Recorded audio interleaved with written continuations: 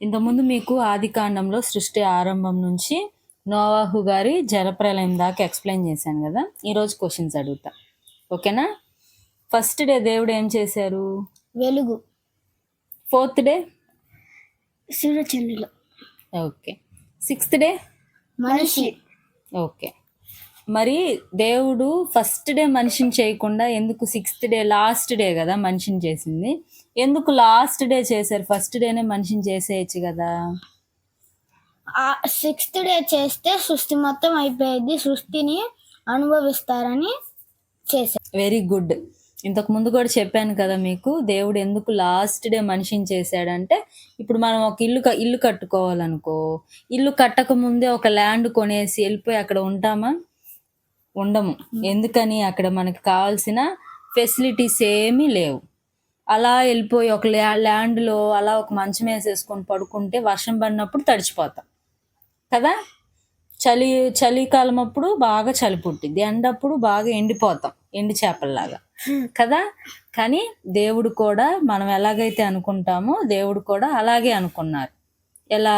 మనము ఒక ఇల్లు కట్టుకొని చక్కగా స్లాబ్ వేసుకొని గోడలు కట్టుకొని ఫ్యాన్ పెట్టుకొని కిచెన్ రూము బెడ్రూము అన్ని ఫెసిలిటీస్ పెట్టుకొని, ఒకవేళ వర్షం వస్తే ఆ వర్షం మన మీద పడకుండా చలి పుట్టకుండా అన్ని జాగ్రత్తలు చేసుకున్న తర్వాతే ఆ ఇంట్లోకి వెళ్తాం. అలాగే దేవుడు కూడా ఒకవేళ ఫస్ట్ డేనే మనిషిని చేశారనుకో, అన్నయ్య చెప్పినట్టు ఏమీ ఉండదు తినటానికి. ఆకలి అయితే ఏమైద్ది? ఆకలి అయింది, తినటానికి ఏమీ ఉండదు. వాటర్ కూడా ఉండదు, తినటానికి ఏమీ ఉండదు, తాగటానికి వాటర్ ఉండదు, ఏమీ ఉండదు. పిచ్చి ఎక్కిపోయిద్ది అనమాట. అప్పుడు మనిషికి ఫస్ట్ డే కానీ సెకండ్ డే కానీ చేసేస్తే చీకటిగా ఉంటుంది. ఎందుకు? అప్పటికి సూర్యుడు చంద్రుడు రాలేదు. సూర్యుడు చంద్రుడు దేనికోసం? భూమి కోసం. భూమిలో డే అండ్ నైట్ రావాలంటే మనకి ఎలా? డే టైంలో ఎవరు వస్తారు? సూర్యుడు. నైట్ టైంలో చంద్రుడు. ఎస్.